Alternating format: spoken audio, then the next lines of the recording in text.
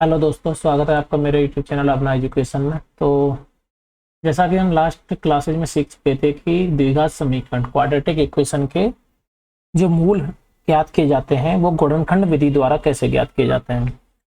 अभी इस क्लास में हम सीखेंगे कि द्विघात समीकरण के मूल पूर्ण वर्ग विधि द्वारा कैसे ज्ञात किए जाते हैं, पूर्ण वर्ग विधि से कैसे कैलकुलेट करेंगे, और श्रीधराचार्य विधि और जो हमारी श्रीधराचार्य विधि या फिर जिसको द्विघाती सूत्र बोलते हैं, क्वाड्रेटिक फॉर्मूला बोलते हैं, उसकी हेल्प से कैसे कैलकुलेट करते हैं। तो आज हमारा जो हम सीखेंगे पूर्ण वर्ग विधि द्वारा, पूर्ण वर्ग विधि, पूर्ण वर्ग विधि सीखेंगे जिससे गुणनखंड ज्ञात करने की पूर्ण वर्ग विधि, और हम सीखेंगे द्विघाती सूत्र, द्विघाती सूत्र या क्वाड्रेटिक इक्वेशन, या फिर इसी में श्रीधराचार्य फॉर्मूला जो होता है उसके बारे में जानेंगे। तो इन दोनों विधियों से हम कैसे कैलकुलेट करते हैं मूल किसी भी द्विघात समीकरण के। तो अभी तक आपने अगर मेरा पिछला वीडियो नहीं देखा तो आप मेरा पिछला वीडियो देख सकते हैं। तो अभी हम स्टार्ट करते हैं पूर्ण वर्ग विधि। तो पूर्ण वर्ग विधि को स्टार्ट करने से पहले हम एक बार पिछला जो वीडियो में हमने सीखा था उसको हम रिवाइज कर लेते हैं। वो क्या था कि गुणनखंड विधि, जो गुणनखंड विधि था उससे गुणनखंड विधि द्वारा द्विघात समीकरण के हल कैसे ज्ञात करें, द्विघात समीकरण के मूल कैसे कैलकुलेट करते हैं, द्विघात समीकरण के मूल कैलकुलेट करना। ठीक है, तो हम एक एग्जांपल लेते हैं यहाँ पर। जैसे कि मान लीजिए कोई एक एग्जांपल लेते हैं, 9x square minus 15x plus 6 बराबर 0। ये आपके पास एक एग्जांपल है। ये क्या है? द्विघात समीकरण है, क्योंकि इसमें जो चर है x, उसकी घात क्या है? मैक्सिमम घात, सबसे बड़ी घात क्या है? 2 है। तो ये क्या है? एक द्विघात समीकरण है। इसके हमें मूल निकालने हैं द्विघात समीकरण के। तो पहले मैं गुणनखंड विधि द्वारा बता देता हूँ। तो गुणनखंड विधि से निकालने का तरीका ये था कि जो ये नंबर होते हैं 9 और 6, जो अचर पद है 6 और जो एक्स स्क्वायर का जो गुणांक है 9, इन दोनों को गुणा कर लीजिए। तो 9 गुणा 6 करिए। तो पहला स्टेप क्या है, ये आपको रफ पेज में करना है। तो 9 गुणा 6 ये कितना होगा? 54। अब 54 आया। इस 54 के ऐसे गुणनखंड निकालने हैं हमें, 54 को ऐसे तोड़ना है, ऐसे गुणनखंड निकालने हैं जिससे कि उनको जोड़ें या घटाएं। तो कितना आना चाहिए? ये बीच वाला नंबर कितना आना चाहिए? 15 आना चाहिए। तो आपको पता चल रहा है कि 54 के गुणनखंड ऐसे करने हैं जिससे कि उनको जोड़ें तो 15 आए। तो 9 और 6, यहाँ पे साफ ही पता चल रहा है कि 9 और 6, 9 गुणा 6 किया जाए तो कितना आता है? 54 आता है। और 9 और 6 को अगर जोड़ोगे तो कितना आएगा? 15 आएगा। यानी इस 15 को हम कैसे तोड़ेंगे? 9 और 6 में तोड़ेंगे। और 9 और 6 का गुणा करने पे क्या आ रहा है? 54 आ रहा है। तो यानी 9 6 54, जो हमारा ये इन दोनों का गुणा था, उसको ऐसे तोड़ना था जिससे कि उनका योगफल या घटाव करें तो कितना है? 15 है। यानी इस 15 को हमें कैसे तोड़ना है? वैसे कर सकते हैं 9x स्क्वायर। इस 15 को कैसे लिख दोगे? 9 और 6 के रूप में लिख दोगे। माइनस 9x माइनस 6x और प्लस 6 बराबर 0। यही थी गुणनखंड विधि। यानी कि इस 9 और 6 इन दोनों को गुणा किया, 54 आया। उस 54 को ऐसे तोड़ना है कि वो किसके बराबर आ जाए? 15 के बराबर। जोड़े या घटाएं। तो हमने यहाँ देखा कि हमको 9 और 6 को माइनस के लिए लिया जाए, माइनस के 9 और माइनस के 6, इनको अगर जोड़ें तो कितना आ रहा है? माइनस का 15। ये मैं पिछले वीडियो में आपको बताया था। तो सिंपल है। अब यहाँ पे ये हमने माइनस 15 को तोड़ के लिख दिया, माइनस 9 और माइनस 6। अब इन दोनों में से एक साथ कॉमन ले लो और इनमें से कुछ कॉमन ले लो। तो यहाँ पे 9x कॉमन आ जाएगा। तो यहाँ कितना बचेगा? x।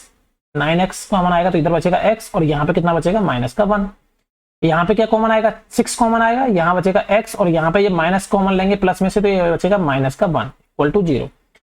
अब अगर ये दोनों टर्म x माइनस 1 ये दोनों टर्म अगर सेम आ रही है, इसका मतलब हमारा जो आंसर है वो सही जा रहा है। तो हमें क्या करना है? अब इसके बाद में x माइनस 1 को एक साथ ले लेना है, क्योंकि ये x माइनस 1 है, यहाँ पे भी x माइनस 1 है, दोनों कॉमन है। तो x माइनस 1 को बाहर ले लीजिए। यहाँ क्या बचेगा? 9x बचेगा, और यहाँ क्या बचेगा? माइनस का 6। इन दोनों को एक साथ ले लो। अब क्या करना है? हमें मूल निकालने हैं। तो इन दोनों को क्या अलग अलग 0 के बराबर करना है। इस वाली टर्म को अलग 0 के बराबर करो, यानी x माइनस 1 बराबर 0 करोगे तो x बराबर क्या आएगा? 1। तो एक मूल तो हो गया हमारा 1, एक मूल तो क्या हो गया? 1। अगला क्या है? 9x माइनस 6, इसको 0 के बराबर करोगे तो x बराबर क्या आएगा?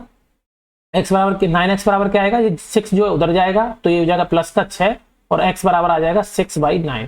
तो दूसरा मूल क्या हो गया हमारा? 6/9। तो हमारे आंसर क्या आए इस वाले क्वेश्चन के? जो हमारे आंसर आए हैं, यानी मूल निकल के आए इस वाले इक्वेशन के, वो आए हमारे पास 1 और 6/9। लेकिन ये कौन से मेथड से आए? ये आए गुणनखंड विधि से। तो यही था गुणनखंड विधि, यानी कि इन दोनों को गुणा किया 9 6 54, और उसको ऐसे तोड़ा कि हमारा क्या आना चाहिए? 15 आना चाहिए। तो मैंने 9 और 6 में तोड़ दिया और उसको फिर सॉल्व कर दिया। ठीक है, ये मैं लास्ट वीडियो में सिखा चुका हूं, और बहुत सारे प्रॉब्लम्स भी कराए थे, तो आप मेरा पिछला वीडियो में देख सकते हैं। अभी हम स्टार्ट करते हैं पूर्ण वर्ग विधि। अब हम ये विधि सीखेंगे कि इस विधि से इसी प्रॉब्लम को कैसे सॉल्व करेंगे।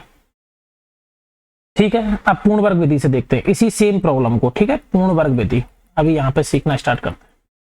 तो हमारा एग्जाम्पल क्या था? एग्जाम्पल था हमारा 9x² माइनस का 15x प्लस 6 बराबर 0। ये था हमारा द्विघात समीकरण। अब इसको पूर्ण वर्ग विधि से हमें इसके मूल निकालने हैं और देखने हैं कि आंसर सेम आता है या अलग आता है। तो पूर्ण वर्ग विधि से मूल निकालने का तरीका ये होता है कि हमें पूर्ण वर्ग बनाना है। तो उसके लिए क्या करना होगा, सबसे पहले स्टेप बाय चलते हैं। तो सबसे पहला जो स्टेप होगा, स्टेप नंबर 1। स्टेप नंबर 1 में क्या करना है कि जो x² का गुणांक है 9, इससे पूरी इक्वेशन को भाग दो, क्योंकि हमें यहाँ पे x² बनाना है, यहाँ 1 होना चाहिए, कुछ नहीं होना चाहिए। तो इस पूरी इक्वेशन को किससे भाग दोगे? 9 से, क्योंकि 9 से भाग देने पर ये x² रह जाएगा यहाँ पे। तो इसको पूरे को क्या लिखोगे? दोनों तरफ इससे भाग देने पर, 9 से भाग देने पर। ठीक है, 9 से भाग देने पर दोनों तरफ 9 से भाग दोगे तो यहाँ क्या बचेगा? x², क्योंकि 9 से भाग दोगे तो 9 तो 9 कट जाएगा, माइनस यहाँ क्या हो जाएगा? 15/9x प्लस 6/9 और बराबर 0/9, क्योंकि दोनों तरफ भाग दिया है ना बराबर के, इधर भी और इधर भी, तो दे सकते हैं, कोई दिक्कत नहीं है। अब ये क्या बन के आएगा हमारा? x² माइनस 15/9x प्लस 6/9 बराबर 0 में 9 का भाग दोगे तो क्या रहेगा? 0 ही रहेगा। ठीक है, यहाँ तक कोई दिक्कत नहीं है। अभी हम क्या करते हैं कि इसको ऐसे लिख सकते हैं, ये हमारा, इसको डिवाइड कर लीजिए, ये हो जाएगा x², 3 से भाग दोगे तो 3 तिया 9, तिपा 15। ठीक है, ये हो जाएगा 3 दूनी 6, 3 तिया 9। तो ये आ गया x² माइनस 5x/3, सिंप्लीफाई करके रख दिया, 2/3 बराबर 0। ये हमारा स्टेप 1 हुआ। स्टेप 1 में क्या करना था? हमें x² के गुणांक को 1 बनाना है, और 1 बनाने के लिए क्या करना पड़ेगा? जो यहाँ पे नंबर होगा सवाल में, अगर 1 दिया है पहले से तो कोई दिक्कत नहीं है, अगर 1 नहीं है तो उसको क्या करना पड़ेगा? उससे भाग देना पड़ेगा। तो यहाँ पे क्या 9 से भाग दे दिया। ठीक है, अगर यहाँ 10 होता तो 10 से भाग देते, 15 होता तो 15 से, या 1 रहता तो सिंपल उसको वैसे ही छोड़ देते। ठीक है, ये हमारी अब यहाँ तक इक्वेशन आ गई। अब हम फॉलो करेंगे स्टेप नंबर 2। स्टेप नंबर 2 में क्या करना है कि जो ये वाली टर्म है 5x/3, इसका गुणांक लेना है। तो x का गुणांक यहाँ पे क्या है? 5/3 है, तो इसका आधा कर देना है। 5/3 का आधा क्या हो जाएगा? 5/6। तो सिंपल अब क्या करना है आपको? पूर्ण वर्ग ऐसे बनाना है, x माइनस यहाँ पे लिखना है 5/3 का आधा, 5/3 और उसका भी आधा, यानी कि 2 से भाग दे दिया तो 5/6। 5/3 का आधा कितना होगा? 5/6, और इसका स्क्वायर कर देना है, और जो यहाँ पे साइन होगा वही यहाँ पे आएगा, प्लस है तो प्लस और माइनस है तो माइनस। तो यहाँ पे क्या कर देना है? x माइनस 5/6, 5/3 का आधा कर दिया, इसका स्क्वायर कर दिया। ठीक है, प्लस 2/3, लेकिन अब आओ इधर 0। अब आपने क्या किया? x माइनस 5/6 का स्क्वायर कर रहे हो। ठीक है, x माइनस 5/6 का स्क्वायर किया है। अब इसको खोल के देखो जरा क्या आता है। तो a प्लस बी का होल स्क्वायर क्या होता है? a² plus 2ab। ये आपको याद होगा, a प्लस बी का होल स्क्वायर क्या होता है? a² plus 2ab plus b²। ठीक है, यानी पहले नंबर का स्क्वायर प्लस 2 टाइम्स दोनों नंबर्स का गुणा करना है, प्लस में लास्ट वाले नंबर का स्क्वायर। तो यहाँ पे क्या होगा? x का स्क्वायर क्या होगा? x² प्लस, तो अब चूंकि ये क्या है? माइनस है, तो अब माइनस का फॉर्मूला क्या था? a माइनस बी का होल स्क्वायर क्या था? वो था a², बस यहाँ पे माइनस 2ab आता था, बाकी सब सेम रहता है, प्लस b²। तो यानी इसका स्क्वायर करोगे तो क्या होगा? x का स्क्वायर क्या होगा? x², माइनस 2ab, तो माइनस 2 मल्टीप्लाई बाई a कितना है? x, b कितना है? 5/3, और प्लस में b का स्क्वायर, b का स्क्वायर मतलब 5/6 का होल स्क्वायर। अब इसको सॉल्व कर लो यहाँ पे। ठीक है, ये यहाँ पे ऐसे चले जाओ, इसको सॉल्व करके देखो। तो सॉल्व करोगे तो क्या होगा? x माइनस 5/6 का होल स्क्वायर बराबर, ये तो हो जाएगा x²। अब देखो 2 पंजे 10, 10x/3, x² माइनस 2ab। ठीक है, अच्छा यहाँ पे 6 था ना, ये 2ab 5/6। ठीक है, तो 2 से ये 6 कितनी बार कटेगा? 3 बार कट जाएगा, तो ये आ जाएगा x² माइनस 5x/3 और प्लस में 5/6 का होल स्क्वायर। अब ये देखो कि x² माइनस 5x/3 यहाँ पे भी है, और ये x² माइनस 5x/3 तो हमारी ये है ही, तो इसको इस फॉर्म में तो लिखा है, लेकिन यहाँ पे एक टर्म एक्स्ट्रा आ रही है 5/6 का होल स्क्वायर। तो यानी कि इसको जब खोलोगे तो 5/6 का होल स्क्वायर एक्स्ट्रा आएगा। ठीक है, एक्स्ट्रा जुड़ रहा है। इस वाली इक्वेशन को अगर ऐसे लिखा है मैंने, x माइनस 5/3/2 का होल स्क्वायर बना के लिखा है, तो इसमें कितना आएगा? 5/6 का होल स्क्वायर एक्स्ट्रा आएगा। तो जो एक्स्ट्रा जुड़ रहा है उसको क्या करो? घटा दो। तो उसको क्या करना है? घटा देना, यानी 5/6 का होल स्क्वायर क्या करना पड़ेगा आपको? यहाँ से घटाना पड़ेगा, क्योंकि ये क्या है? इसमें जुड़ा हुआ है पहले से। 5/6 का होल स्क्वायर जब इसको खोलोगे तो यही तो आएगा, तो ये तो इसमें जुड़ा हुआ है, तो इसको क्या करना होगा? इसमें से घटाना पड़ेगा, तभी तो ये बैलेंस होगा। अब बस हो गया हमारा सवाल यहाँ पे सॉल्व। अब इसको यहाँ पे ऐसे लिख दो, x माइनस 5/6 का होल स्क्वायर, ये वाली टर्म को ऐसे लिख दिया, प्लस 2/3 माइनस 5/6 का होल स्क्वायर बराबर 0। ठीक है, यहां तक हो गया। अब इसको आगे लेके चलते हैं। इसको कैसे करोगे, x माइनस 5/6 का होल स्क्वायर बराबर, अब जो गिनती है, जो काउंटिंग वाली संख्याएं ए बी, ये जो अचर है, उनको एक साइड में ले जाओ बराबर के उधर, तो बराबर के उधर ले जाओगे तो 5/6 का होल स्क्वायर जब माइनस का उधर जाएगा तो प्लस का हो जाएगा। और 5 का स्क्वायर क्या होता है 25, और 6 का स्क्वायर क्या होता है 36। तो 25/36 माइनस का इधर से उधर जाएगा तो प्लस हो जाएगा, लेकिन ये प्लस का 2/3 जब उधर जाएगा तो माइनस का हो जाएगा, तो माइनस का 2/3। इतना हो गया। अब इसको सॉल्व कर देना है आपको, यहीं पे सॉल्व कर देता हूं थोड़ा सा। अब इसको ऐसे सॉल्व करना है, ठीक है। देख 25, इसका एलसीएम कितना आएगा 36 बन जा 36, और 1 का मल्टीप्लाई होगा 25 से, तो 25 माइनस 36 में 3 का डिवाइड करेंगे तो 12 टाइम जाएगा, 12 गुणा 2 होगा तो ये 24। ठीक है, और 25 में से 24 गया तो कितना बचेगा 1, और यहाँ आ जाएगा 36। यानी इसको ऐसे भी लिखा जा सकता है x माइनस 5/6 का होल स्क्वायर बराबर 1/36। यहां तक कोई दिक्कत नहीं है। ठीक है, तो ये मैंने क्या किया, पूर्ण वर्ग बना दिया है। ये यहाँ पे मैंने क्या किया, पूर्ण वर्ग बनाया है। जैसे यहाँ पे बना दिया ना x माइनस 5/6 का होल स्क्वायर बराबर 1/36। अब क्या करना है मुझे, इसको आगे सोल्व करना है। तो यहां तक मैंने इसको ऐसे लिख दिया x माइनस 5/6 का होल स्क्वायर बराबर 1/36। यहां तक ठीक है। अब देखो इधर भी वर्ग है और इधर वर्ग बनाना है, तो 1/36 किसका वर्ग होगा ये मुझे लिखना है। तो x माइनस 5/6 का होल स्क्वायर बराबर, ये किसका वर्ग है 6 का वर्ग क्या होता है 36। यानी एक तरह से ये ऐसे लिखा हुआ है 1/6 का होल स्क्वायर, 1/6 का होल स्क्वायर तो लिखा हुआ है, क्योंकि 1 का स्क्वायर करोगे तो 1 और 6 का नीचे स्क्वायर करोगे तो 36, तो ये सेम है। लेकिन यहाँ पे एक छोटी सी ये सोचना है कि जैसे कि यहाँ पे एक छोटा सा ट्रिक है कि जैसे माइनस का 2 होता है, माइनस का 2 का होल स्क्वायर करो तो -2 का होल स्क्वायर कितना आता है, तो -2 का होल स्क्वायर का मतलब है कि -2 को -2 से 2 बार मल्टीप्लाई करो, तो -2 इंटू -2 ये तो होल स्क्वायर का मतलब है। तो 2 इंटू 2 कितना हो जाएगा 4, और माइनस गुणा माइनस में पहले बताया था कि माइनस गुणा माइनस क्या होता है प्लस होता है, यानी सेम साइन अगर मल्टीप्लाई हो रहे हैं तो प्लस हो जाता है, अगर माइनस गुणा प्लस होता तो माइनस आता, लेकिन -2 का होल स्क्वायर कर रहे हैं तो -2 इंटू -2 कितना होगा 4 होगा। और सेम अगर 2 का स्क्वायर किया जाए तो 2 इंटू 2 ये भी क्या है 4, यानी कि 4 जो है वो -2 का स्क्वायर करने पे भी आ रहा है और +2 का स्क्वायर करने पे भी आ रहा है, यानी दोनों नंबर्स का स्क्वायर करने पे 4 आ रहा है। यानी कि 4 का अगर वर्गमूल लिया जाए, 4 का अगर वर्गमूल लिया जाए तो वो -2 भी होगा और +2 भी होगा, यानी दोनों होंगे, क्योंकि दोनों का ही स्क्वायर क्या है 4 है। जब 4 का वर्गमूल अगर -2 +2 है तो -2 +2 का स्क्वायर क्या होगा 4 होगा। तो ऐसे ही सेम यहाँ पे करेंगे, तो 1/36 जो है वो यानी कि प्लस के 1/6 का भी स्क्वायर है और माइनस के 1/6 का स्क्वायर है, यानी दोनों तरफ आप क्या करोगे यहाँ प्लस और माइनस दोनों ऐड कर दोगे। अब काट दो, यहाँ से स्क्वायर कट जाएगा, क्योंकि दोनों तरफ अगर वर्गमूल करोगे, यहाँ पे लिख देना दोनों तरफ वर्गमूल करने पर, दोनों तरफ वर्गमूल करने पर, दोनों तरफ हमने क्या किया वर्गमूल किया, तो वर्गमूल करोगे तो ये क्या होगा, यहाँ से ऐसे वर्गमूल करोगे यहाँ वर्गमूल, और यहाँ से ये वर्गमूल, तो ये वर्गमूल से स्क्वायर कट जाएगा तो कट गया। तो यहाँ क्या बचा x माइनस 5/6 बराबर प्लस माइनस, अभी साइन अंदर का बचा कि नहीं बचा, प्लस माइनस 1/6। अब देखो अब क्या करना है, इस इक्वेशन में एक बार प्लस ले लेना है और एक बार माइनस लेना है, क्योंकि ये द्विघात समीकरण है ना, वैसे भी हमें पता है द्विघात समीकरण के 2 मूल होते हैं, तो 2 मूल होंगे तो क्या करेंगे एक बार प्लस ले लेंगे एक बार माइनस ले लेंगे, तो यानी x माइनस 5/6 बराबर एक बार प्लस का 1/6 ले लेंगे और एक बार क्या करेंगे x माइनस 5/6 बराबर एक बार माइनस का 1/6 ले लेंगे। अब बस इस इक्वेशन को सोल्व कर लेना है। यहां से जब आप सोल्व करोगे तो x बराबर क्या आएगा 1/6, ये माइनस का 5/6 जब इधर जाएगा तो ये प्लस का हो जाएगा 5/6, और 6 तो हो गया हमारा एलसीएम, तो ये होगा 1 प्लस ये ऊपर से हो गया 5, तो 6/6 कितना आया हमारा 1। और जब इसको सोल्व करोगे तो कितना आएगा x बराबर माइनस का 1/6 और माइनस का ये 5/6 जब इधर आएगा तो प्लस का हो जाएगा 5/6, 6 एलसीएम आएगा 6 एकम 6, ये माइनस का 1 प्लस 6 एकम 6 ये प्लस का 5, 5 में से 1 गया तो कितना बचा 4, 4/6 यानी कि 2/3। अब ये एक तो हमारा मूल आया 1 और एक मूल आया 2/3, तो ये मूल जो आए हैं क्या हमने जो पहले गुणनखंड विधि से सॉल्व किया था उसके बराबर हैं या अलग हैं, तो देखते हैं। अभी हमारा पहले आंसर क्या आया था इस वाले से एक बार, हाँ ये देखिए यहाँ पे आंसर क्या आया था हमारा 1 और 6/9, और 6/9 जो है उसको अगर डिवाइड करूं मैं 3 से तो 3 दूनी 6 3 3 9, यानी कि 2/3 ही तो लिखा हुआ है। तो हमारा जो पहले आंसर आया था वो 1 और 2/3, 1 और 2/3, पहले जो गुणनखंड विधि से जो आंसर आया था वो क्या आया था 1 और 2/3, और अभी जो हमारा आंसर आया वो भी क्या है 1 और 2/3। यानी कि पूर्ण वर्ग विधि से सोल्व करें या गुणनखंड विधि से सोल्व करें, दोनों से आंसर क्या आ रहा है हमारा, सेम आ रहा है। तो गुणनखंड विधि क्या थी अब समझ में आया थोड़ा सा आपको।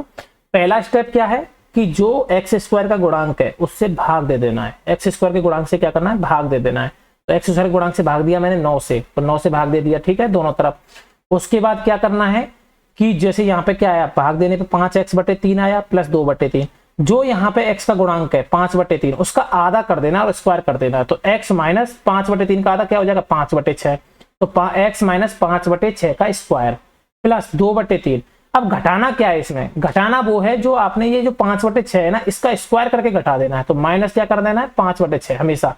अगर यहाँ 5/10 होता तो 5/10 का स्क्वायर घटा देना है, यहाँ 2/3 होता तो 2/3 का स्क्वायर घटा देना है। यानी किसी प्रॉब्लम में जो भी होगा मैं नेक्स्ट एग्जाम्पल में समझाऊंगा, वही सेम उसका स्क्वायर करके घटाना है। तो ये क्या बन जाएगा, x माइनस 5/6 का होल स्क्वायर, ये 25/36 होता, इसको बराबर की जगह ले जाओगे तो प्लस का हो जाएगा माइनस 2/3। बस इसको फिर मैंने सोल्व कर दिया है और हमारा आंसर यहाँ पे आप देख सकते हैं, ये हमारा आंसर आ गया, ठीक है। और ये हमें ध्यान रखना है कि जब भी हम स्क्वायर करते हैं किसी भी स्क्वायर का, जब हम वर्गमूल लेते हैं तो हमेशा प्लस और माइनस में अंतर आते हैं। तो हमने प्लस और माइनस दोनों साइन लिए और एक बार प्लस ले लिया, एक बार माइनस ले लिया, लास्ट में इसको सोल्व कर दिया, ये हमारा आंसर आ गया, ठीक है। तो ये थी पूर्ण वर्ग विधि, ठीक। अब इससे मैं एक और प्रॉब्लम सोल्व कराता हूँ पूर्ण वर्ग विधि से, थोड़ा सा और समझ में आएगा। एक और एग्जांपल ले लेते हैं अपन, जैसे कि एक एग्जांपल है 4x² प्लस 3x प्लस 5 बराबर 0, ठीक है। ये एग्जांपल है, इसके हमें मूल ज्ञात करने पूर्ण वर्ग विधि से, ठीक है। इसके मूल ज्ञात करने पूर्ण वर्ग विधि से, ठीक। अब देखो पूर्ण वर्ग विधि से मूल ज्ञात करने, ठीक। तरीका क्या था, पहला स्टेप बताओ क्या था। पहले स्टेप में क्या करना है, मुझे जो एक्स स्क्वायर का गुणांक है उससे भाग देना है, यानी 4 से भाग देना है। 4 से भाग देने पर दोनों साइड, 0 को भी और इधर भी, बराबर के दोनों साइड, तो भाग दे देंगे। तो x² 4 से भाग देंगे तो यहाँ क्या बचेगा, x², यहाँ क्या बचेगा 3/4x, फिर 5 में भी 4 का भाग जाएगा तो 5/4 बराबर 0 में 4 का भाग जाएगा तो 0 ही होगा। यानी अब हमने 4 से भाग दे दिया। दूसरा स्टेप क्या था, ठीक है, दूसरे स्टेप में क्या करना था, इसका आधा, 3/4 का आधा उसका, और यहाँ पे जो साइन होगा वो साइन लेना है, x प्लस 3/4 का आधा क्या हो जाएगा 3/8, उसका स्क्वायर कर दो। देखो यहाँ पे बहुत आसान हो जाएगा, x प्लस 3/4 का आधा क्या होगा 3/8, उसका स्क्वायर कर दिया, प्लस 5/4 और इस 3/8 का स्क्वायर घटा देना है। तो 3/8 का स्क्वायर घटा देना है बराबर 0। देखा पिछले वीडियो में हमने क्या किया था, वही सेम किया है।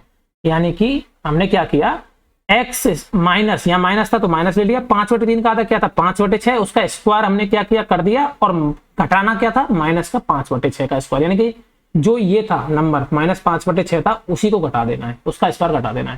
सेम हमने क्या किया, यहाँ पे जो 3/8 है उसका स्क्वायर क्या किया, घटा दिया। वहां पे 5/6 का स्क्वायर घटाया, यहाँ 3/8, जो भी यहाँ पे नंबर होगा उसका स्क्वायर को घटाना है। सिंपल तरीका ये है। अब बस इसको सॉल्व कर देना, आंसर आ जाएगा। तो ये हो जाएगा x प्लस 3/8 का होल स्क्वायर बराबर 3/8 का होल स्क्वायर क्या होगा, 3 का स्क्वायर क्या होता है 9, और 8 का स्क्वायर क्या होता है 64, और माइनस का है जब बराबर के इधर जाएगा तो प्लस का हो जाएगा, और ये प्लस के 5/4 जब बराबर के इधर जाएंगे तो माइनस के हो जाएंगे। अब बस इसको सोल्व कर देना है। 64 और 4 का एलसीएम क्या होगा 64, क्योंकि मैंने बताया ना कि दो नंबर का एलसीएम अगर निकालना है तो उनमें जो बड़ी संख्या है वो अगर छोटी संख्या से पूरी बार भाग चला जा रहा है तो जो बड़ा नंबर होता है वही हमारा क्या होता है एलसीएम हो रहा है। तो 4 का 64 में पूरी बार भाग जा रहा है 16 बार, तो इसका मतलब जो बड़ा नंबर है वही क्या है हमारा एलसीएम है।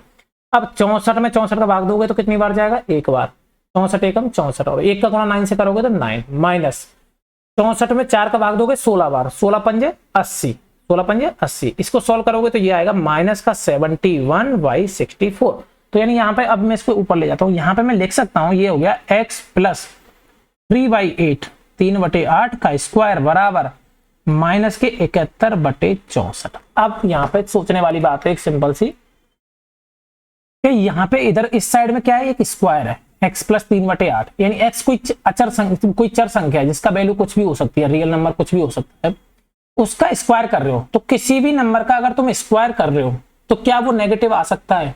कोई ऐसा नंबर सोच के बताइए जिसका अगर स्क्वायर करें तो नेगेटिव आए। तो कोई भी नंबर ले लो, जैसे माइनस का 7 ले लो, इसका स्क्वायर करो जरा क्या आएगा।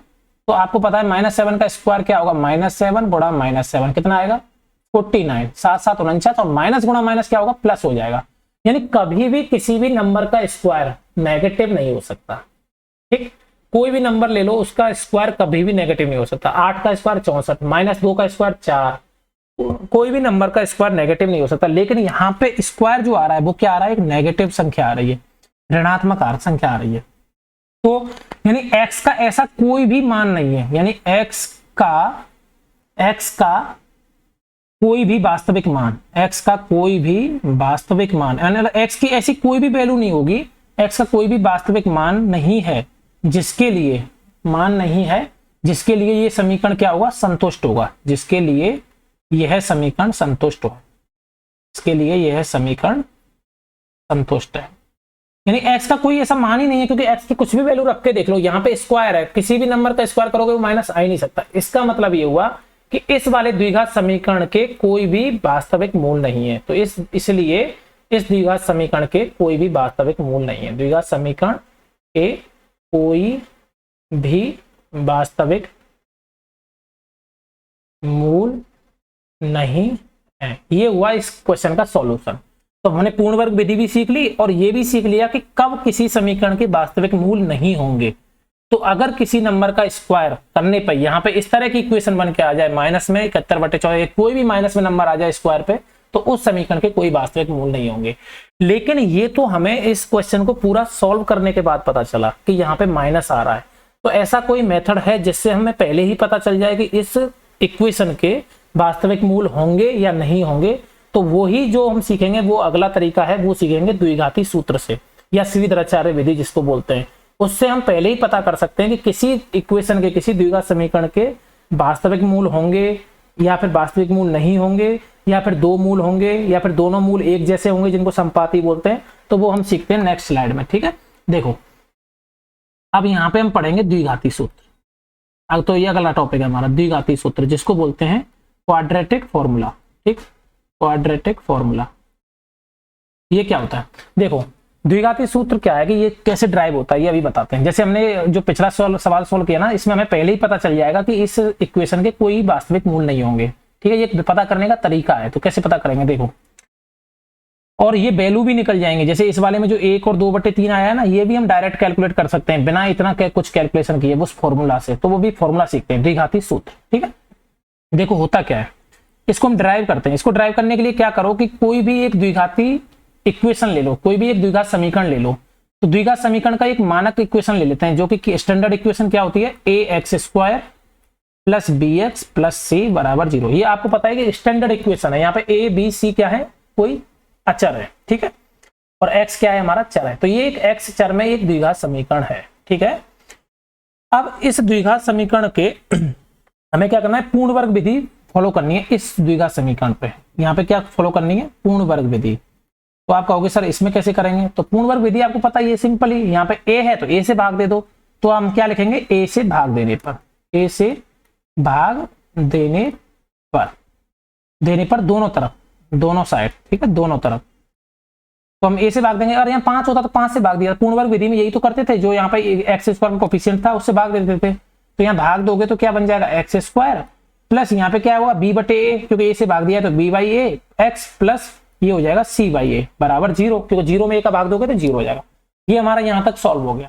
अगला तरीका क्या था, आपको पता होगा कि ये जो b/a था, इसका आधा, उसको पूर्ण वर्ग बनाना था। तो x में क्या जोड़ेंगे, b/2a, और उसका क्या कर देंगे हम, होल स्क्वायर। यही तो तरीका था, पिछले वाले सवाल में हमने यही तो किया था। x + x² + 3/4 था, तो उसमें क्या किया था हमने, 3/4 का आधा कर दिया 3/8, और उसको ये जो साइन था x प्लस, तो प्लस लगा दिया और उसका स्क्वायर कर दिया, और जो नंबर हमने जोड़ा है उसका स्क्वायर घटा दिया। तो ऐसा ही यहाँ पे करेंगे, x + b/2a का होल स्क्वायर ये हमने कर दिया, प्लस c/a। अब घटाएंगे क्या, सिंपली इसका स्क्वायर, यानी b/2a इसका स्क्वायर हम क्या करेंगे, घटा देंगे। यहाँ तक कोई दिक्कत नहीं है, सिंपल है। अब देखिए x + b/2a का होल स्क्वायर, इसको एक साइड ले लो, x + b/2a का होल स्क्वायर एक साइड ले लिया, इनको उधर ले जाओ बराबर के। तो भाई b - b/2a का होल स्क्वायर, इसको उधर ले जाओगे तो ये तो माइनस का तो क्या हो जाएगा, प्लस हो जाएगा। और b का स्क्वायर क्या होता है, b², और 2a का होल स्क्वायर क्या हो जाएगा, 4a²। 2 का होल स्क्वायर क्या होगा, 4, और a का whole square a², minus c/a, जब प्लस का उधर जाएगा बराबर के तो माइनस का c/a। तो यहां तक कोई दिक्कत नहीं है। ठीक है, अब आगे चलते हैं। देखो अब क्या हो गया, ये हो गया x + b/2a का होल स्क्वायर बराबर भाई इसको सॉल्व करोगे तो यहाँ पे एलसीएम क्या आएगा, सिंपल है, एलसीएम आएगा 4a², क्योंकि a का इस संख्या में पूरी बार भाग जा रहा है तो जो बड़ी संख्या है वही हमारा क्या होगा, एलसीएम होगा, तो 4a² हो गया एलसीएम।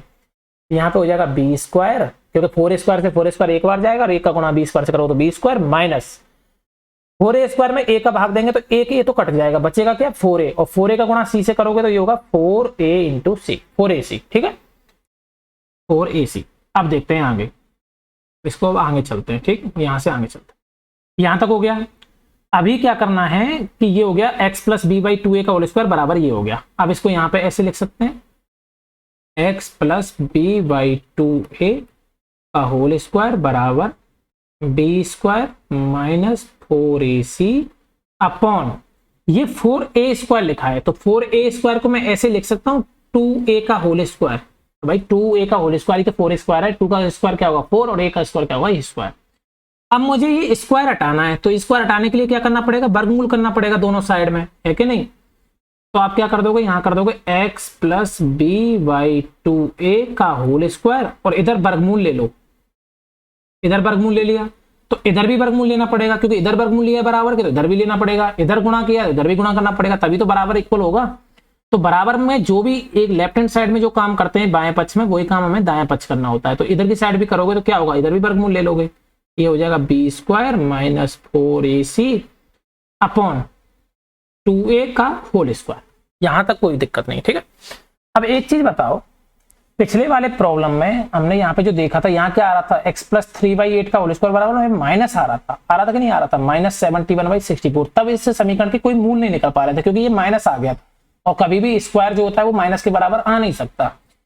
अब यहाँ पे माइनस कब बनेगा, यहां से थोड़ा सा सोचिए, यहाँ माइनस कब बनेगा, क्या 2a का होल स्क्वायर कभी माइनस हो सकता है, नहीं हो सकता, क्योंकि 2 का होल स्क्वायर तो होगा 4 और a एक नंबर है उसका कभी भी स्क्वायर नेगेटिव नहीं होगा। तो यानी नेगेटिव जो बनाएगा वो नंबर कौन किसके कारण बनेगा, नेगेटिव बनेगा, इसके कारण, यानी कि ये वैल्यू नेगेटिव हो सकती है ऊपर वाली, ये नीचे वाली वैल्यू तो कभी नेगेटिव नहीं हो सकती, यानी b² माइनस 4ac नेगेटिव हो सकता है।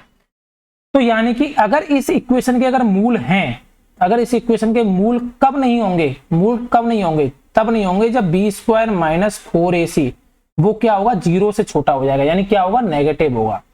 यानी b² माइनस 4ac अगर लेस देन 0 हो गया तो इसका मतलब क्या होगा, इस समीकरण के कोई भी मूल नहीं होंगे, कोई भी मूल नहीं होंगे। तो कब मूल नहीं निकलेंगे ये आप डायरेक्ट पता कर सकते हो, कोई भी इक्वेशन दी है उसका b² माइनस 4ac कैलकुलेट कर लेना, अगर वो लेस देन 0 हो गया, यानी कि ये अगर लेस देन 0 हो गया मतलब नेगेटिव संख्या हो गई, ऋणात्मक संख्या हो गई, तो ऋणात्मक संख्या आएगी स्क्वायर के बराबर में, तो स्क्वायर के बराबर में अगर ऋणात्मक संख्या आएगी तो उसका कोई मूल नहीं निकलेगा, ठीक है ना।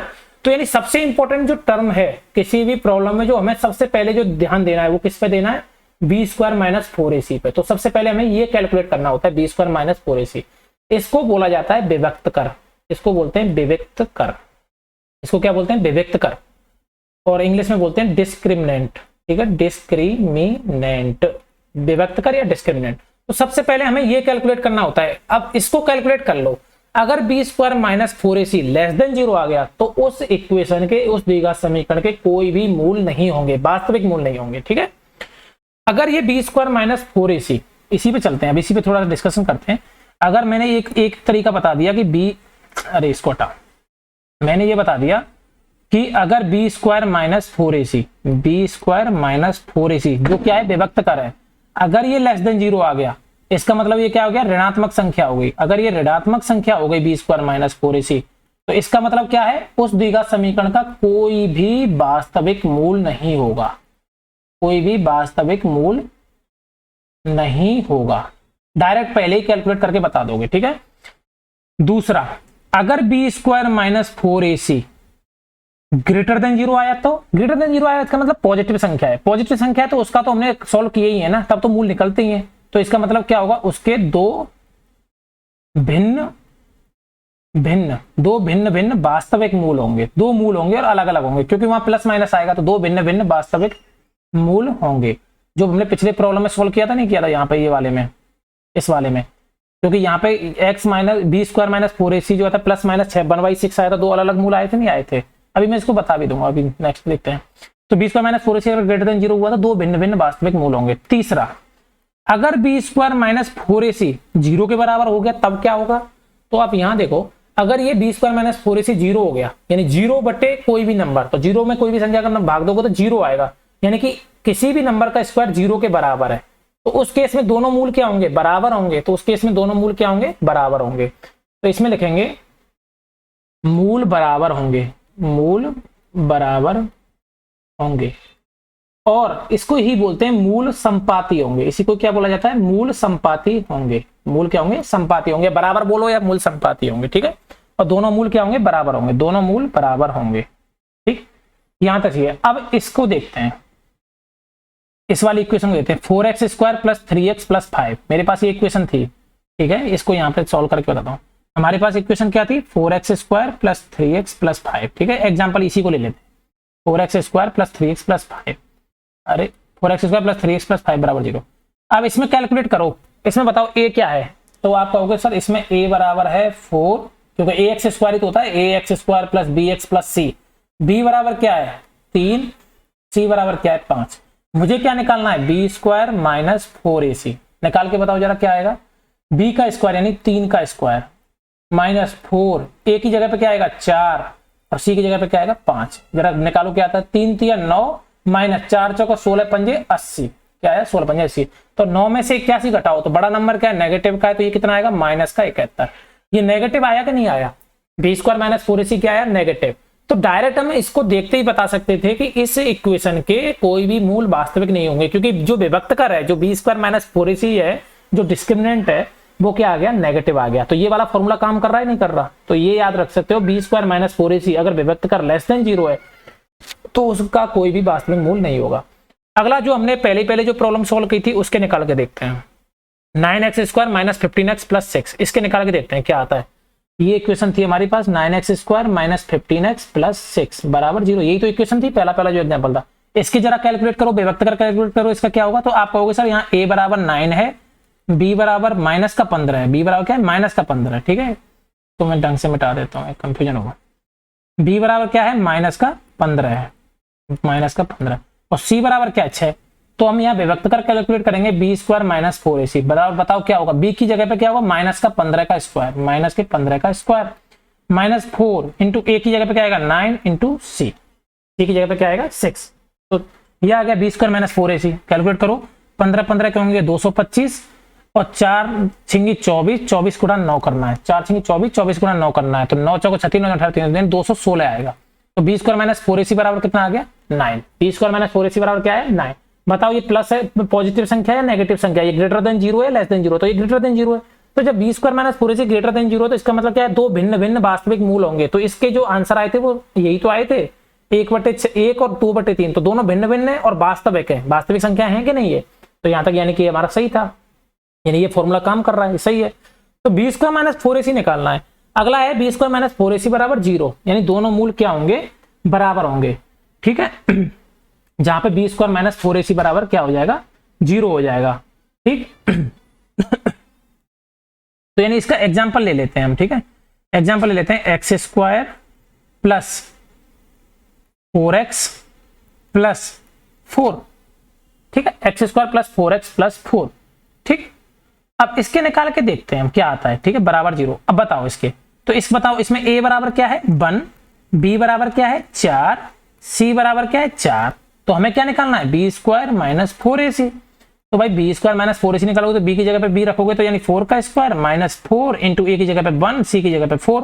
बताओ जरा कितना आ रहा है, 4 चौका 16 माइनस 16 बराबर क्या आया 0 आया। अब इसके जरा मूल निकाल के बताना तुम। इसका मतलब क्या हुआ, बी स्क्वायर माइनस 4ac विभक्त करके आया 0 आया, इसका मतलब दोनों मूल बराबर होने चाहिए इस केस में, यही तो होगा, तभी तो हमारा क्वेश्चन सही माना जाएगा। तो आप बता सकते हो इस वाली प्रॉब्लम को जब आप सॉल्व करोगे, x square plus 4x plus 4, इसको पूर्ण वर्ग विधि से सॉल्व करते हैं, तो आप कहोगे सर ऐसा करते हैं, यहाँ तो एक्स स्क्वायर बना ही हुआ है, यहाँ तो किसी से भाग देने की जरूरत नहीं है, बस ये 4 है इसका आधा कर दो और उसका स्क्वायर कर दो, यानी x प्लस 2 का होल स्क्वायर कर दो, और प्लस में 4 है, इस 2 का स्क्वायर घटा दो। यही तो करते थे, जो यहाँ पे नंबर होता था इसका स्क्वायर घटा देते थे, इसका स्क्वायर घटा दिया, बराबर 0 कर दिया। तो आप कर दोगे x प्लस 2 का होल स्क्वायर। अब बताओ भाई 4 में से 4 गया 0, ये तो खत्म ही हो गया, यानी बराबर क्या आ गया 0 हो गया, यानी x प्लस 2 का होल स्क्वायर बराबर 0। तो इसका मतलब क्या हुआ, x प्लस 2 का होल स्क्वायर बराबर 0, मतलब x प्लस 2 बराबर 0। भाई किसी का स्क्वायर 0 के बराबर है, मतलब वो नंबर भी 0 ही है, तभी तो किसी का स्क्वायर 0 के बराबर आएगा, यानी ये भी 0 के बराबर है। तो x प्लस 2 बराबर 0, तो यानी कि x बराबर क्या आ गया -2, तो यानी x बराबर क्या हुआ -2। लेकिन ये दो मूल होंगे क्योंकि यहाँ स्क्वायर है तो दोनों को दो बार लिखना पड़ेगा, तो मैं x प्लस 2 बराबर 0 और x प्लस 2 बराबर 0, यानी दो मूल निकलेंगे, दोनों ही मूल क्या होंगे -2 और -2, यानी कि यही तो था, दोनों मूल क्या होंगे बराबर होंगे, तो दोनों मूल क्या है बराबर ही तो आए, -2 और -2, इसी को बोलते हैं मूल क्या है हमारे संपाती है, मूल क्या है हमारे संपाती है। तो यहां तक आपको कोई दिक्कत नहीं है, यहां तक आप समझ गए। तो b² - 4ac ये मैंने ये भी एग्जांपल से बता दिया आपको, ठीक है, b² - 4ac से कैसे किया जाता है। तो आपको b² - 4ac विभक्त कर निकालना है और आपका क्वेश्चन क्या होगा सॉल्व हो जाएगा। तो यहाँ इसी को हम क्या बोलते हैं द्विघाती फॉर्मूला बोलते हैं, द्विघात सूत्र बोलते हैं। अब हमारा क्या था, मैंने आपको यहां तक ये सॉल्व करा दिया था, ठीक है, इससे तो केवल आपको इतना पता चला, इस इक्वेशन को आप नंबर 1 मान लीजिए, यहां तक आपको ये पता चला कि b² - 4ac कैलकुलेट करके यानी विभक्त कर कैलकुलेट करके आप ये बता सकते हो कि किसी भी द्विघात समीकरण के मूल वास्तविक हैं, काल्पनिक वास्तविक हैं या वास्तविक नहीं है, दोनों मूल समान हैं या क्या है, ये बता सकते हो। लेकिन मूल क्या होंगे डायरेक्ट क्या आप मूल भी निकाल सकते हो, तो मूल भी निकाल सकते हो इसी फॉर्मूले से। तो इसको अब आगे सॉल्व करते हैं, ठीक है, देखो इसी इक्वेशन को हम आगे लिखते हैं, x प्लस b बाई क्या था वहां पे x plus b by 2a, x plus b by 2a का होल स्क्वायर, ये वाला इक्वेशन कहां थी, यही तो थी x प्लस b, इस वाली इक्वेशन को लिख रहा हूं मैं आगे, इसको सॉल्व कर रहा हूं, x plus b by 2a का whole square, x plus b by 2a का होल स्क्वायर बराबर b² - 4ac अपॉन 2a का होल स्क्वायर, ठीक है, इसको आगे लिखते हैं बराबर b² - 4ac अपॉन 2a का होल स्क्वायर, दोनों तरफ क्या था अंडर रूट था। अब इसको सॉल्व करना है मुझे आगे, ठीक है, मूल निकालने हैं ना मुझे, तो मूल की वैल्यू निकालनी है। तो देखो स्क्वायर से तो ये अंडर रूट कैंसिल आउट हो जाएगा, तो यहां तो बचेगा x plus b upon 2a बराबर, अब देखो ये 2a का होल स्क्वायर है तो नीचे तो स्क्वायर से अंडर रूट कैंसिल आउट हो जाएगा, नीचे वाला तो कैंसिल आउट हो जाएगा, 2a तो बाहर आ जाएगा, 2a तो तुम्हारा बच गया, लेकिन ऊपर अंडर रूट रह जाएगा, ठीक है, ऊपर अंडर रूट ऐसे रह जाएगा b² - 4ac, क्योंकि इसके तो तुम निकाल नहीं सकते ना वर्गमूल करके। तो अब ये आ गया x plus b by 2a बराबर b² - 4ac अपॉन 2a। अब चूंकि हमें इसका अंडर रूट को इसमें अंदर ले लिया है, तो आपको पता है कि जब अंडर रूट हटाते हैं तो यहाँ पे क्या प्लस माइनस लगाते हैं, हर जगह में प्लस माइनस कर रहा था कि नहीं कर रहा था, जैसे यहाँ पे मैंने किया था कि नहीं किया था, देखो इस वाली प्रॉब्लम में जब मैंने इसको अंडर रूट को हटाया था, वर्गमूल लिया था, तो जो आंसर आया था उसमें प्लस माइनस लिखा था, तो यहाँ पे भी क्या करोगे आप प्लस माइनस लिखोगे, ठीक है, तो यहाँ क्या लिख दिया मैंने प्लस माइनस लिख दिया, ठीक है बेटो। अब देखो बच्चों ये क्या हो गया x plus b by 2a बराबर ये हो गया। अब हमें तो भाई इसकी वैल्यू चाहिए ना, x की वैल्यू, हमें तो x के मान चाहिए ना, तो x बराबर क्या होगा b बाई 2a, जब इधर जाएगा तो ये किसका हो जाएगा माइनस का हो जाएगा, बराबर किधर जाएगा तो माइनस b बाई 2a बराबर प्लस माइनस, यहाँ प्लस माइनस आ गया, ये हो गया b² - 4ac तो अपॉन में क्या हो गया 2a। तो अब आप एक चीज देख रहे हो x बराबर 2a तो दोनों में कॉमन है ना, 2a तो आपका क्या है इस दोनों में कॉमन है, तो यानी मैं इसको ऐसे भी लिख सकता हूँ -b plus minus under root b² - 4ac और अपॉन में पूरे के अपॉन में 2a, ठीक है। तो ये क्या है हमारा x की वैल्यू आई, यानी x की वैल्यू क्या है, मतलब मूल ही तो है एक तरह से, x की वैल्यू तो मूल होती थी, वही तो हम सॉल्व करते हैं।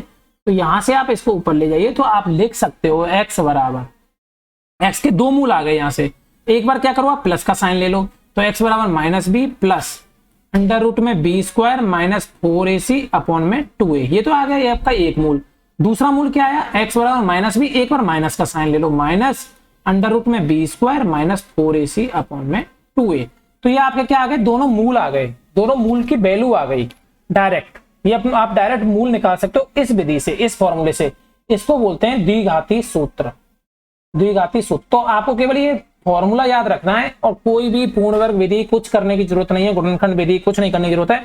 अगर प्रॉब्लम आ रही है आपके ऑब्जेक्टिव में तो सीधा ये फॉर्मूला लगाइए, आपको दोनों मूल मिल जाएंगे, ठीक। अगर सब्जेक्टिव में आ रही है, क्लास 10th की में आ रही है, कहीं भी सब्जेक्टिव मेंस एग्जाम में आ रही है, तब आपको ये सॉल्व करना है, अदरवाइज डायरेक्ट ये द्विघाती सूत्र लगाइए, इसी को सीधाचार्य मेथड भी बोलते हैं, डायरेक्ट ये सूत्र लगाइए, आपको डायरेक्ट जो है मूल की वैल्यू मिल जाएंगे, मूल मिल जाएंगे दोनों मूल। मैं आपको एक एग्जाम्पल सोल्व करा देता हूँ, वो वाला जो पहला हमने सोल्व किया था, पहला एग्जाम्पल क्या था 9x² - 15x + 6 = 0, यही था ना पहला जो हमारा एग्जाम्पल था, जो मैंने एग्जाम्पल दिया था सबसे फर्स्ट वाला, ये तो था 9x² - 15x + 6, इसी के तो मूल निकाले थे। अब इसके मूल हम इस फॉर्मूले से निकालते हैं डायरेक्ट, ठीक, इसके हमें क्या निकालने हैं मूल निकालने, ठीक है। मान लो ऑब्जेक्टिव में आया है तो डायरेक्ट इस फॉर्मूले से कैसे निकालेंगे, तो मूल निकालने के लिए सबसे पहले ABC पता होना चाहिए, तो A बराबर क्या है यहाँ पे 9, B बराबर क्या है -15, C बराबर क्या है 6, अब फॉर्मूला में पुट कर दो डायरेक्ट। फॉर्मूला क्या था, x बराबर माइनस बी प्लस माइनस, यही तो था फॉर्मूला, x बराबर minus b plus minus b square minus 4ac upon 2a, under root में b square minus 4ac upon में 2a। ठीक है, अब वैल्यू पुट कर दो सिंपल यहाँ पे, x बराबर माइनस बी की जगह पे क्या होगा, माइनस माइनस का b यानी कि माइनस का 15, माइनस और b की जगह पे क्या रख दोगे, माइनस का 15 प्लस माइनस जैसा है वैसे चलने दो, b का स्क्वायर यानी कि माइनस के 15 का स्क्वायर माइनस 4 इंटू ए की जगह पे क्या आएगा 9 इंटू सी की जगह पे क्या आएगा 6, ठीक है, अपॉन 2 इंटू ए की जगह पे क्या आएगा 9, ए की जगह पे क्या आएगा 9। अब इसको सॉल्व कर दो बस, माइनस इंटू माइनस, ये तो हो जाएगा प्लस, तो ये जाएगा 15 प्लस के प्लस माइनस, अंदर वाले इसको सॉल्व कर लो। 15 का स्क्वायर कितना होता है 225 होता है कि नहीं होता, 15 15 225 माइनस 4 9 36 छिंगी 216, ये हो जाएगा 216 अपॉन 2 नाम 18, 2 9 18 बराबर, ये x की वैल्यू चल रही है, ठीक है ना, x बराबर, अब 15 ये हो गया 15 प्लस माइनस 225 में से 16 जाएंगे तो कितने, 216 जाएंगे तो कितने बचेंगे, 9 ही तो बचेंगे, तो अंडर रूट का 9 अपॉन 2 नाम 18 18। अब आपको क्या करना है, इसको फर्दर सोल्व करना है, ठीक है, अब बता देता हूं आपको। एक बार क्या करो, प्लस का साइन ले लो, तो एक बार, क्योंकि इसके दो आंसर होंगे ना, एक बार प्लस लिया जाएगा एक बार माइनस लिया जाएगा, तो एक बार प्लस ले लो, ठीक है बच्चों, एक बार प्लस ले लेते, तो x बराबर, एक बार जब प्लस लोगे तब क्या हो जाएगा 15 प्लस अंडर रूट में 9 अपॉन 18, और एक बार ले लो माइनस, तो x बराबर 15 माइनस अंडर रूट में 9 बटे 18। अब देखो दो मूल आ रहे हैं नहीं आ रहे यार अलग, और वैसे भी देखो बी स्क्वायर माइनस 4ac क्या आया, 225 में 216 9 आया ना, यहाँ पे तुम वैसे भी कह सकते हो कि जो बी स्क्वायर माइनस 4ac है वो ग्रेटर देन 0 है, निकाल के देख लो, बी स्क्वायर माइनस 4ac आएगा 225 माइनस 216 है ग्रेटर देन 0, क्योंकि ये 9 है, 9 क्या ग्रेटर देन 0 है, ये आया ना 9, यही तो है बी स्क्वायर माइनस 4ac, ये टर्म ही तो है, ये ग्रेटर देन 0 आ रही है, ग्रेटर देन 0 आ रही है मतलब दो मूल आएंगे और दोनों अलग अलग आएंगे, ठीक है, दोनों भिन्न भिन्न, तो वही तो आ रहे हैं देखो, तो 15 प्लस रूट 9 का मतलब क्या होगा 3 ही तो होगा, 15 प्लस रूट 9 का मतलब क्या होगा अंडर रूट 9 का मतलब 3, तो ये हो जाएगा 15 प्लस 3 बटे 18, तो 15 और 3 कितने होते हैं 18, 18 बटे 18 कितना आया 1, अब यहाँ 15 माइनस ये रूट 9 का मतलब 3, तो 15 में 3 गए तो 12, ये हो जाएगा 12 बटे 18, अब 6 थे 2 बार काट दो, 6 तो नहीं 12, 6 के 18 2 बटे 3, तो भाइयों यही तो थे हमारे आंसर, 1 और 2 बटे 3 क्या थे हमारे पिछले सवाल में आंसर क्या थे, ये याद है क्वेश्चन, ये इसमें सोल्व किया था हमने, यहाँ पे 1 और 2 बटे 3 ये आया था नहीं आया था, लेकिन ये कितना हमने मेहनत की थी, यहाँ से यहाँ तक पूर्ण वर्ग बनाया था, गुणनखंड विधि से भी किया था, तब जाके ये आंसर निकले थे, यहाँ हमने क्या किया एक लाइन में आंसर निकाल दिया 1 और 2 बटे 3, ठीक है। तो इस तरह से हम किसी भी प्रॉब्लम को सॉल्व कर सकते हैं और उसके डायरेक्ट हम मूल निकाल सकते हैं, और मूल ये भी पता कर सकते हैं कि दोनों मूल संपाती होंगे, दोनों मूल अलग अलग होंगे, या दोनों मूल क्या होंगे, या फिर वास्तविक मूल होंगे ही नहीं, किस विधि से द्विघाती सूत्र से। तो ये आपको द्विघाती सूत्र आपको याद रखना है, और ये बी स्क्वायर माइनस 4ac ये इंपॉर्टेंट चीज है, इसको क्या बोलते हैं विभक्त कर, ये भी ध्यान रखना है, ठीक है, विभक्त कर, और इंग्लिश में क्या बोलते हैं इसी को डिस्क्रिमिनेंट, ठीक है। तो यहाँ पे बच्चों ये हमारा वीडियो होता है समाप्त, अगले हम क्लासेज में कुछ इन्हीं विभक्त कर द्विघाती सूत्र इन समीकरणों पे हम क्या करेंगे, कुछ प्रॉब्लम सॉल्व करेंगे, क्लास 10th की बुक के कुछ मैं आपको प्रॉब्लम भी सॉल्व करा दूंगा, उसके बाद हम इसी द्विघात समीकरण में आगे बढ़ेंगे। अगर आपको वीडियो अच्छा लगा हो तो आप वीडियो को लाइक एंड सब्सक्राइब कर सकते हैं, और मेरे चैनल को आप सब्सक्राइब करिए, जिससे कि आपको आने वाले कुछ वीडियोज के नोटिफिकेशन मिलते रहेंगे। तो और मेरे चैनल पे कुछ और भी वीडियोज पड़े हुए हैं रीड के लिए, बहुत ही हेल्पफुल हैं, आप उनको भी देख सकते हैं। तब तक के लिए थैंक यू, जय हिंद, जय भारत।